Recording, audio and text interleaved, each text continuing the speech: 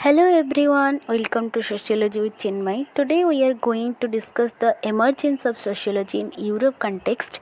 Let's dive in and learn together. Subscribe for new videos and hit the notification bell for updates. In the previous class, we discussed the meaning and definition of sociology. Now we are going to understand the emergence of sociology.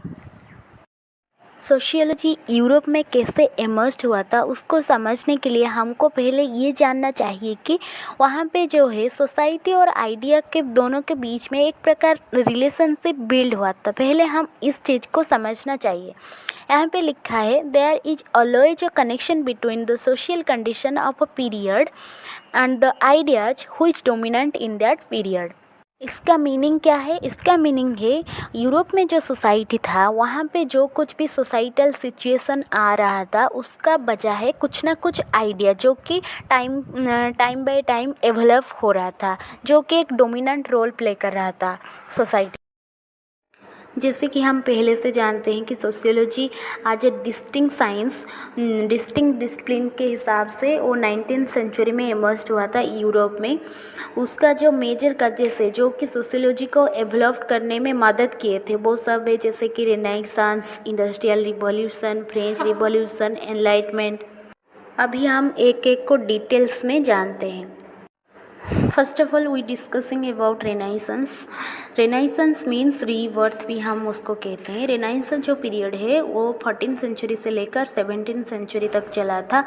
ये period में जो classical thinkers थे, literature था, arts था, उस सभी चीज़ का rediscovery हुआ था जो कि सोशियोलॉजी को डेवलप करने में बहुत सारे मदद किए थे। यहाँ पे हमको याद रखना है कि the period between the commercial revolution and the scientific revolution popularly known as the renaissance period. जो कमर्शियल रिवॉल्यूशन हुआ था और जो साइंटिफिक रिवॉल्यूशन हुआ था उसका बीच का जो पीरियड चल रहा था उसको हम रेनेसांस पीरियड कहते हैं। यहाँ पे और एक इम्पोर्टेंट चीज़ है फ्रॉम डार्कनेस टू लाइट, इसको भी हम याद रखना चाहिए। रेनेसांस पीरियड को डार्कनेस टू लाइट कहते हैं क्योंकि यहाँ पे जो रेनाइंसांस पीरियड में European cultural, artistic and economic सभी चीज़ का रीबर्थ हुआ था जो कि मिडिल एजेस में हुआ था। उसके बाद हम जानते हैं फ्रेंच रिवॉल्यूशन के बारे में। The French revolution was a time of social and political upheaval in France. जो फ्रेंच रिवॉल्यूशन हुआ था वो 1789 से लेकर 1799 तक चल रहा था, जिसके थ्रू फ्रांस में उनका पॉलिटिकल सिस्टम में, सोशल सिस्टम में बहुत ज़्यादा चेंजेस आने लगे थे, जिसके वजह से वहाँ पे जो मोनार्की का शासन चल रहा था वो शासन का समापन हुआ और गणतंत्र प्रतिष्ठित हुआ।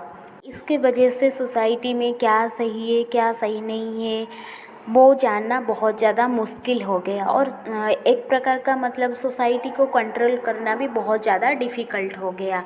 इसीलिए वहाँ पे जो थिंकर्स थे, फ्रांस का जो थिंकर्स थे, उन लोग का मानना था कि हमको अगर सोसाइटल सिस्टम को बचाना है तो हम लोगों को सोसाइटी का स्टडी करना पड़ेगा। सोसाइटी को एक डिस्टिंक्ट सब्जेक्ट की तरह हम लोग उसका नॉर्म्स को स्टडी करना पड़ेगा। फिर नेक्स्ट हम जानते हैं इंडस्ट्रियल रिवॉल्यूशन के बारे में। इंडस्ट्रियल रिवॉल्यूशन जो है वो 1760 से लेकर 1840 तक चला था। इंडस्ट्रियल रिवॉल्यूशन के कारण स्वरूप यूरोप सोसाइटी में बहुत ज़्यादा चेंजेस आने लगे, जैसे कि सोसाइटल चेंजेस, इकोनॉमिक चेंजेस। वहाँ पे पॉवर्टी दिखाई दिया, वहाँ पे हेल्थ इश्यूज भी दिखाई दिया, वहाँ का जो इकोनॉमिक सिस्टम है वो उसका भी ब्रेकडाउन हो गया, वहाँ पे जो विलेज कम्युनिटी था वो भी टूट गया, वहाँ पे ज़्यादा से ज़्यादा अर्बनाइजेशन का डेवलपमेंट हुआ। ये सभी चीज़ का जो चेंजेस हुआ ये सब कैसे सही किया जा सकता है, इसको लेके मेहियो, बूथ एंड रंट्री ये सब पॉवर्टी के बारे में स्टडी करने लगे। मैं नोट में मेहियो, बूथ और रंट्री के बारे में मेंशन नहीं किया, आप चाहो तो ऐड कर सकते हो। अकॉर्डिंग टू मेहियो, बूथ एंड रंट्री वो सब कह रहे थे कि सोसाइटी में जो सब कुछ चेंजेस हो रहा है, सोसाइटी में जो सब कुछ हो रहा है उसको कंट्रोल ह्यूमन कंट्रोल कर सकता है।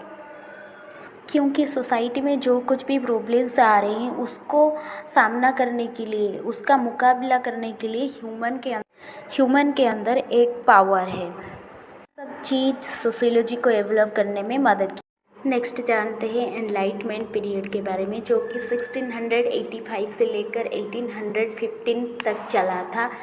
एनलाइटमेंट पीरियड जो कि इंटेलेक्चुअल एंड फिलोसॉफिकल मूवमेंट था, जो कि यूरोप में हुआ था।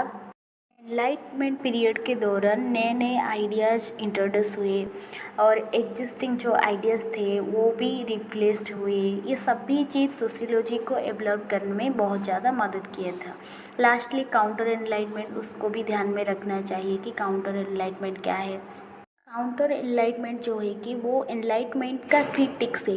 एनलाइटमेंट में जैसे न्यू आइडियाज़ का इंट्रोड्यूस हुआ, उसको क्रिटिक्स करके काउंटर एनलाइटमेंट में जो थिंकर्स थे वो सब बता रहे थे कि हमको नया आइडियाज़ नहीं चाहिए, हम वो पुराने आइडिया को लेके हम लोग रहना चाहते हैं, जहाँ पे कि ज़्यादा हारमोनियस था उनके अकॉर्डिंग।